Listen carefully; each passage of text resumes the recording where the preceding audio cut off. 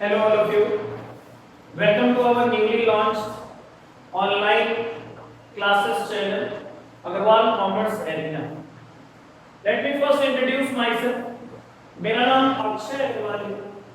मैं उत्तर प्रदेश के वाराणसी शहर से बिलोंग करता हूँ।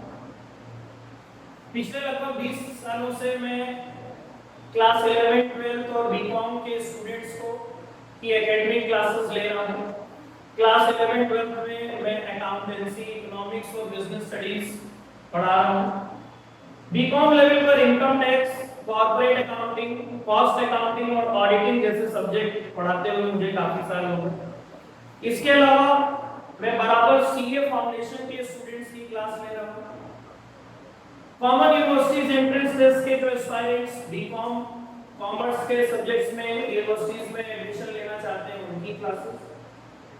और मैंने खुद 2021 में यूपी टीजीटी और पीजीटी का एग्जाम फेस किया था पहली बार। उन एग्जाम में फाइनल सिलेक्शन लिस्ट के मुताबिक यूपी टीजीटी कॉमर्स में मुझे रैंक 1 प्रोवाइड की और उसी साल में यूपी पीजीटी कॉमर्स में मुझे रैंक 4 प्रोवाइड की। और मैं वाराणसी के ही एक प्रतिष्ठित इंटर कॉलेज में at present commerce lecturer PGT commerce के रूप में अपनी सेवाएं दे रहा हूं। 2021 में मेरे सिलेक्शन के बाद से बहुत सारे साथी जिनके पास मेरा नंबर था या उनको कहीं से मिला, लोगों ने मुझको कांटेक्ट किया कॉल से, सोशल मीडिया के थ्रू, उनको गाइड करने के लिए कि मेरा सिलेक्शन में मैंने क्या चीज पढ़ा था या कैसे मैं उनकी मदद कर सकता हूं।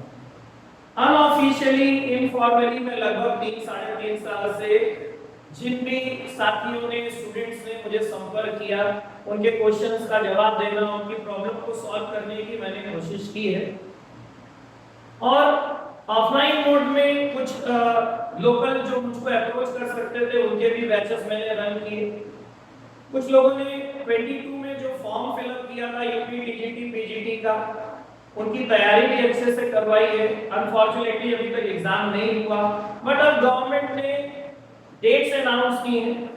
पीजीटी की डेट्स मिड ऑफ अक्टूबर में है इसी साल, पीजीटी की डेट दिसंबर में है। होपफुली अभी एग्जाम इन डेट्स पर हो जाएंगे जो कि बताई गई।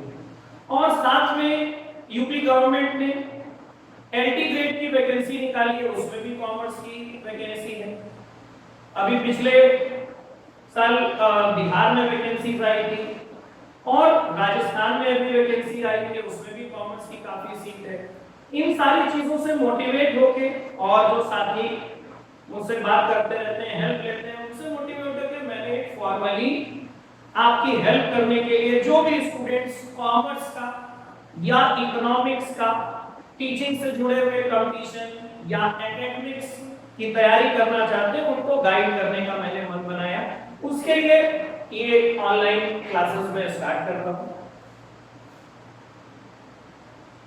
ये मेरी कुछ एजुकेशनल क्वालिफिकेशन, मैंने एमकॉम किया, एमबीए कंप्लीट करके बीएड किया और इन दोनों ही सब्जेक्ट्स में मैंने यूजीसी नेट भी क्वालिफाई किया। और यूजीसी नेट के भी कुछ बच्चों को ही मैं गाइडिंग कर रहा हूं और जल्दी ऑनलाइन प्लेटफॉर्म पर इन कोर्सेज को भी मैं इंट्रोड्यूस करूंगा।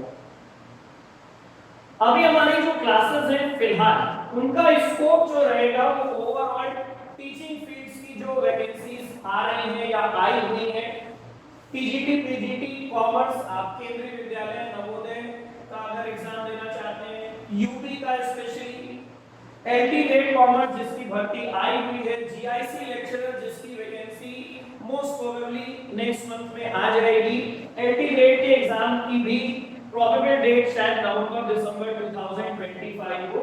इन सारी चीज को व्यू रखते हुए मैंने अपनी क्लासेस को बनाया है और मेरी कोशिश रहेगी कि जो भी हमारे साथी, जो भी फ्रेंड्स जिन्होंने फॉर्म फिलअप किया है, एग्जाम की इंतजार कर रहे हैं, तैयारी कर रहे हैं, या जिन्होंने नया फॉर्म भरा है, या जो वैकेंसीज आने वाली है ना सिर्फ यूपी में बल्कि ऑल ओवर इंडिया, किसी भी स्टेट में आप कॉमर्स का जो भी एग्जाम टीचिंग से रिलेटेड हो, एकेडमिक हो, उसकी तैयारी में आपको जरूर लाभ मिलेगा मेरे क्लासेस से, ऐसी मेरी उम्मीद है।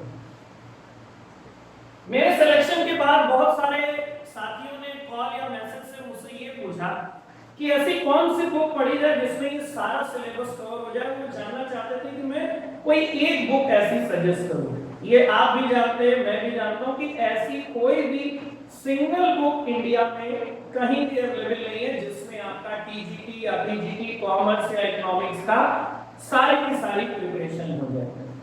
आपको बेसिक्स पर ही आना है अपनी प्रिपरेशन के लिए। आपको भले आप में से बहुत सारे लोग बहुत दिनों से पढ़ा रहे होंगे, मैं भी पढ़ा रहा था बहुत सालों से, लेकिन मैंने भी अपनी प्रिपरेशन वापस से यहीं से शुरू की थी। क्लास 11 फिर सीबीएसई, आईएससी, यूपी बोर्ड या किसी भी बोर्ड की अच्छी स्टैंडर्ड बुक्स आप इन सारे सब्जेक्ट्स की लेटेस्ट सिलेबस के हिसाब से अकाउंट्स, बीएसटी, इकोनॉमिक्स, स्टैटिस्टिक्स, और आपको यहां से तैयारी करनी है। इन बुक्स को थॉरली पढ़ना है, बहुत अच्छे से इनको पढ़ना है आपको। फिर हायर लेवल पर उसके बाद जाना है। इनकम टैक्स के कुछ क्वेश्चन पीजीटी में आते हैं, cost accounting, corporate accounting, auditing, इनको प्रिपेयर करने के बाद आपको ये पढ़ना है। और अगर आप शुरू कर सकते हैं 9th-10th में, हमारे कंट्री में बहुत सारे बोर्ड में, आईसीएसई में, यूपी बोर्ड में और भी कई जगह पे बहुत अच्छी बुक्स हैं कॉमर्स की, हिंदी में वाणिज्य के नाम से, आप वहां से भी स्टार्टिंग कर सकते हैं।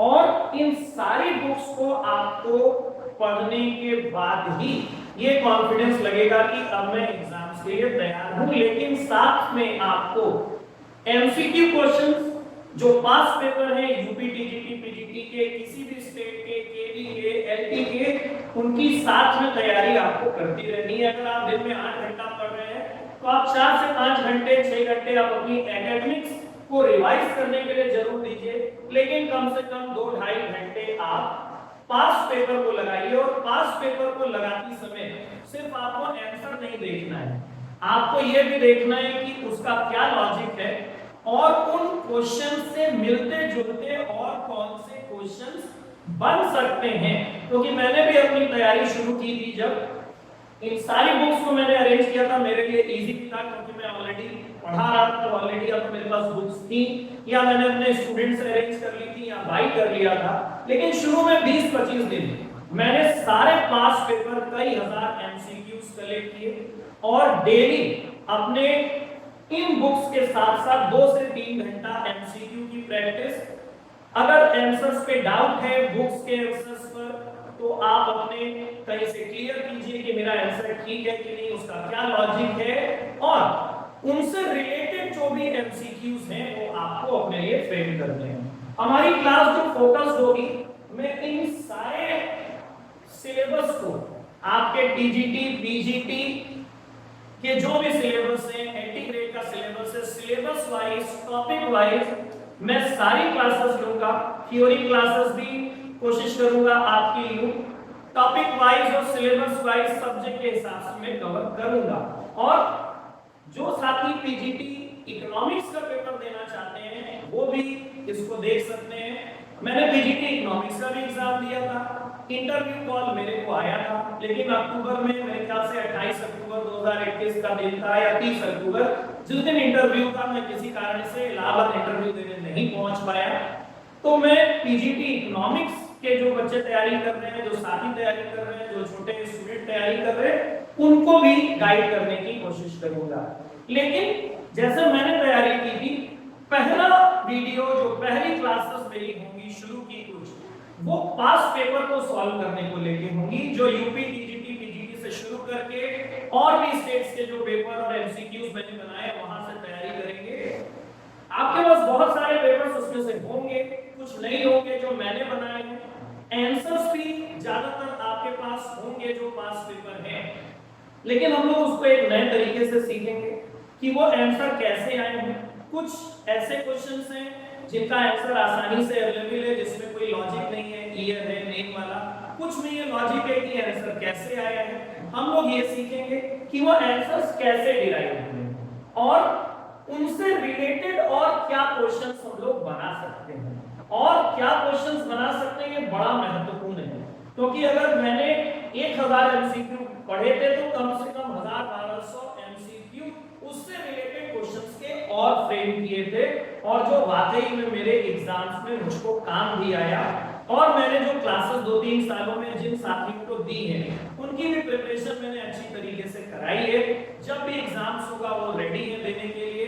आप में से भी बहुत साथी अभी फॉर्म भरे होंगे, या फिर जो दूसरे स्टेट्स का यूपी का पहले से फॉर्म भर के एग्जाम की तैयारी में है। अब एग्जाम्स की डेट आपके सामने है, आप क्लासेस देखिए, इससे जो भी आपको गाइडेंस या लाभ मिल सकता है आप उसको लाभ को लीजिए। जिन्होंने 2-3 साल से तैयारी की है उनके लिए एमसीक्यू वाला पोर्शन अब ज्यादा इंपॉर्टेंट है। जिन्होंने तैयारी अभी शुरू की है उनके लिए पहले एकेडमिक पोर्शन शुरू है।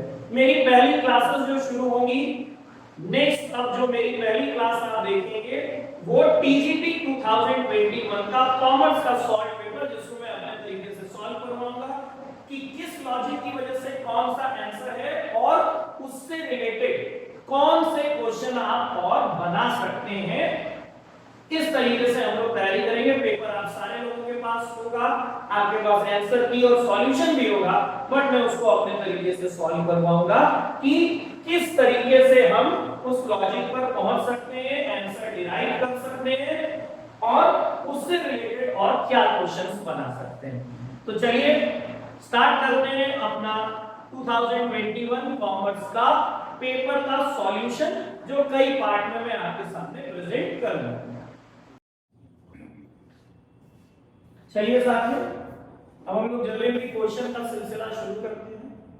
हमारे सामने 2021 कॉमर्स टीजीटी का ओरिजिनल पेपर है। इसमें जो मार्क्स लगे हुए हैं आपको उनको इग्नोर करते हुए जो क्वेश्चंस हम लोग सॉल्व करेंगे उस पर ध्यान देना है, उस आंसर पर। India rank in the world population, Bharat जनसंख्या के हिसाब से विश्व में कहां ठहरता है? सेकंड पर ये था जिस समय ये क्वेश्चन पूछा गया था, B was the correct answer. उस समय इंडिया की पॉपुलेशन चाइना के बाद विश्व में सेकंड नंबर पर थी, लेकिन अब सिनेरियो चेंज हो गया है। इंडिया विश्व में सबसे ज्यादा जनसंख्या वाला देश है। ऑफिशियली 2023 में यूनाइटेड नेशंस की एजेंसी है, United Nations department for economic and social affairs, इन्होंने ऑफिशियली डिक्लेयर कर रखा है कि now India has become the most populous country in the world. China अब सेकंड नंबर पे है। तो अब अगर ये क्वेश्चन कहीं भी किसी भी एग्जाम में पूछा जाता है तो हमारा आंसर होगा 1 फर्स्ट। अब आते हैं क्वेश्चन नंबर 2 पर। Balance in the joint life policy insurance reserve account is transferred to. Joint life policy partner की डेथ के बाद सरेंडर की जाती है, उसका जो भी पैसा फर्म को मिलता है उसके बाद अगर फर्म में joint life policy reserve account maintain कर रखा है, उसका जो भी बैलेंस होता है उस सारे पार्टनर्स के कैपिटल अकाउंट में उनके एग्जिस्टिंग या ओल्ड प्रॉफिट शेयरिंग रेशियो में क्रेडिट कर दिया जाता है, इंक्लूडिंग वो पार्टनर जिसकी की डेथ हो चुकी है। तो इसका ऑब्वियसली आंसर सी होगा correct. All partners capital account. Now the third question, at the time of retirement of partner, profit on revaluation of assets and liabilities is credited to। Partner के retirement के समय या death के समय भी firm अक्सर assets और liabilities का रीवैल्यूएशन करती है, उसमें प्रॉफिट भी आ सकता है, लॉस भी आ सकता है। वो सारे पार्टनर्स के कैपिटल अकाउंट में उनके ओल्ड या एग्जिस्टिंग प्रॉफिट शेयरिंग रेशियो में डिस्ट्रीब्यूट किया जाता है, इंक्लूडिंग वो पार्टनर जो रिटायर हो रहा है या जिसकी डेथ हो चुकी है। तो इसका आंसर होगा capital account of all partners. All partners मतलब जो पार्टनर रिटायर हो रहा है उसको इंक्लूड करते हुए। अब आते हैं आगे क्वेश्चन पे।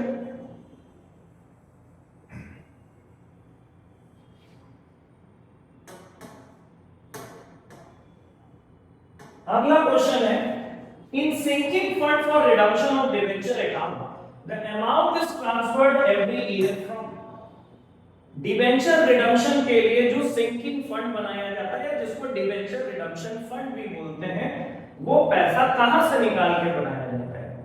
उसको profit and loss appropriation account से बनाते हैं, जिसको कि सरप्लस अकाउंट भी बोलते हैं।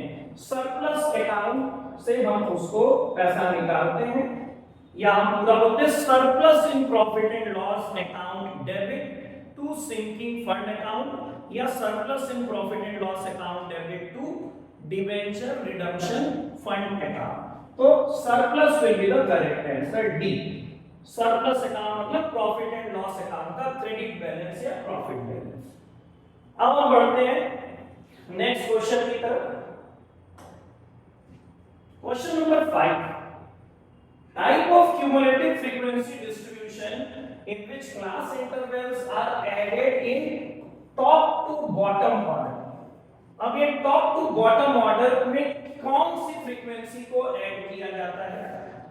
Answer will be C. अब इसका आंसर कैसे आता है वो हम लोग देखेंगे, इसका आंसर कैसे आ रहा है वो अब हम लोग देखेंगे। यहां पे देखिए, ये हमारी क्लास इंटरवल है। फॉर एग्जाम्पल 0 से 10, 10 to 20, 20 to 30, 30 to 40 for example, और जिसकी फ्रीक्वेंसी गिवन है 3, 5, 2, 4। Now we have to create class interval of less than 10, less than 10, less than 20, less than 30, less than 40. Now what will be the frequency of this class interval?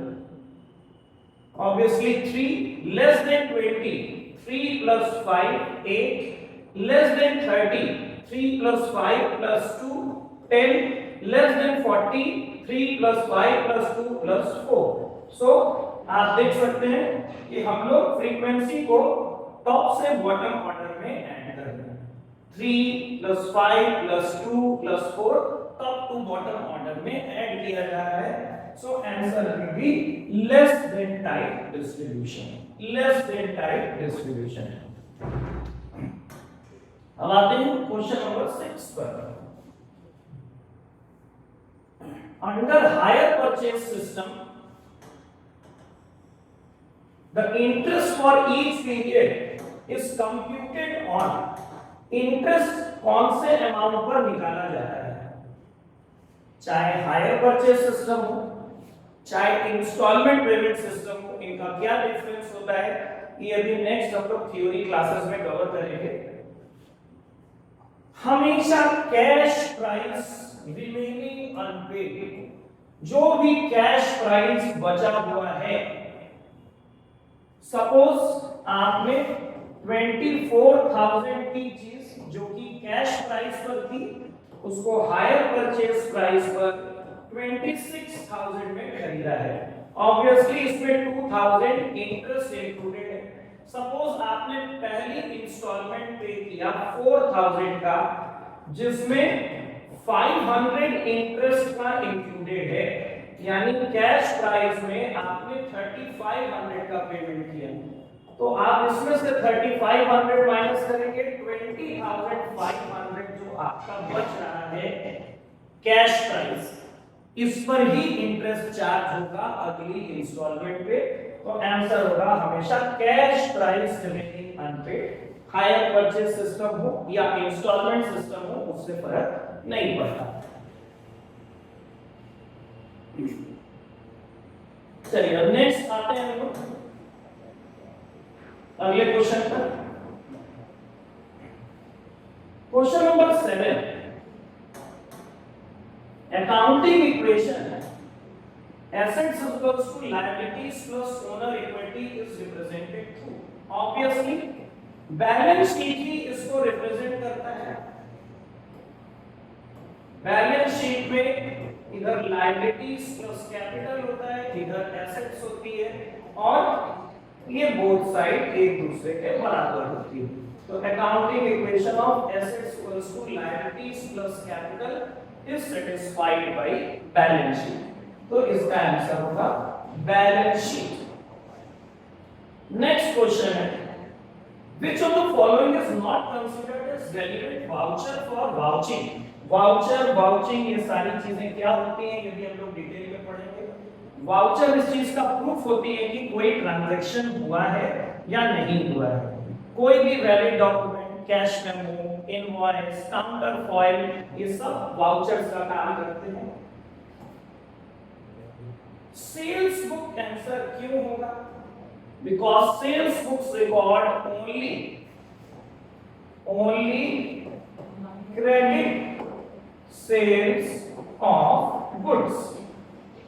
Sales book में credit sales of goods के अलावा कुछ भी record नहीं होता है, तो उसका कैश सेल से कोई भी लेना देना नहीं है। कैश सेल्स रिकॉर्ड करते समय सेल्स बुक के वाउचर्स की आवश्यकता नहीं पड़ती है। अब आते हैं नेक्स्ट क्वेश्चन पर।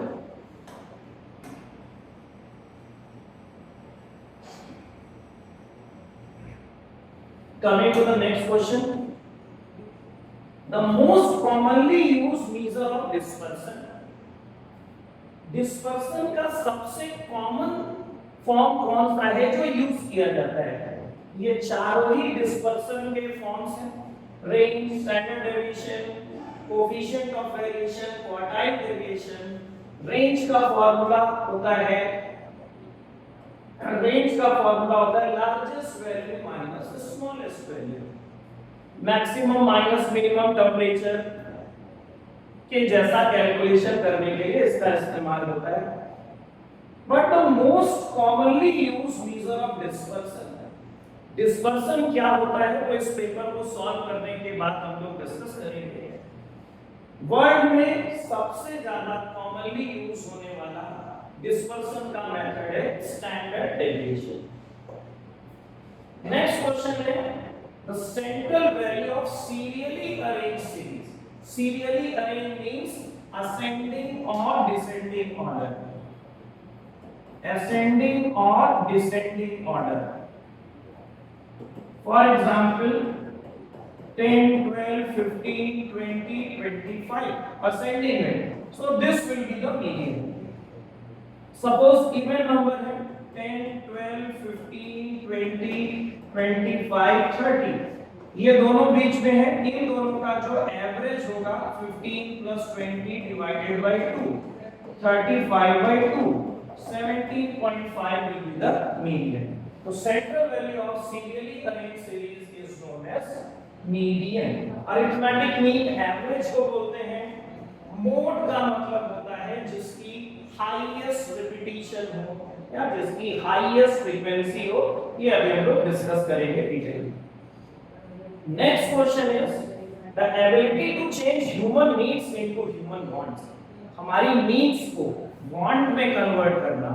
वांट में कन्वर्ट करने का मतलब है the consumer is ready and willing to spend money. अब वो पैसा खर्च करने के लिए तैयार हो चुका है। एडवर्टाइजमेंट, पब्लिसिटी आपको इंटरेस्ट जगा सकती है, शॉप तक ला सकती है, लेकिन सेल्समैनशिप की वो आर्ट है जो आपकी नीड को वांट में कन्वर्ट करेगा। जो भी अच्छे बिजनेसमैन होते हैं, एंटरप्रेन्योर होते हैं, वो सक्सेसफुल इसलिए भी होते हैं, they have a good art of salesmanship। वो आपकी नीड को वांट में कन्वर्ट करके गुड्स को सेल करके, सेल क्लोज करके ही वो सेटिस्फाइड होते हैं। Next is according to double entry system, salary paid to clerk is किसी क्लर्क को सैलरी दी गई, वो किस टाइप का ट्रांजैक्शन है? देखिए, सैलरी देना, सैलरी लेना, rent, interest, commission, nominal account के जो भी ट्रांजैक्शन होते हैं, चाहे हम पे कर रहे हैं चाहे हम रिसीव कर रहे हैं, वो हमेशा नॉमिनल ट्रांजैक्शन ही होते हैं। किसी भी ट्रांजैक्शन को हम रियल और पर्सनल एक साथ नहीं बोलते हैं। अगर सैलरी पे कर रहे हैं, salary account debit to cash account या बैंक अकाउंट। जब नॉमिनल अकाउंट के ट्रांजैक्शन होते हैं तो हमें उस पर्सन के नाम से मतलब नहीं होता है। आप सैलरी दे रहे हो, रेंट दे रहे हो, इंटरेस्ट दे रहे हो या ले रहे हो, वो हमेशा नॉमिनल ट्रांजैक्शन होगा, debit all expenses and losses. Now the next question is, bill of lading is issued by. Bill of lading is a document used in international trade, export import के बिजनेस में bill of lading का use किया जाता है। ये एक बहुत important document है। Suppose I am the seller, मैं एक्सपोर्टर हूं और मैं जापान में गुड्स एक्सपोर्ट कर रहा हूं। जब मैं पोर्ट पर पहुंचकर शिप पे गुड्स को लोड करवाऊंगा तो एक ऑफिशियल रिसीप्ट मुझको शिपिंग कंपनी द्वारा दी जाती है, जो इस चीज का प्रूफ होता है कि मैंने कितनी क्वांटिटी में कौन से गुड्स कब उस पर लोड करवाए। So it is the shipping company which issued the bill of lading. Bill of lading को शिपिंग कंपनी इशू करती है। और कौन से बिल्स होते हैं, कौन कौन से ऑफिसर्स उसको इशू करते हैं, वो हम लोग नेक्स्ट क्लास में देखेंगे। अभी हमने क्वेश्चन 13 तक सॉल्व हुआ है। नेक्स्ट वीडियो में हम क्वेश्चन नंबर 13 के आगे इसको कंटिन्यू करेंगे।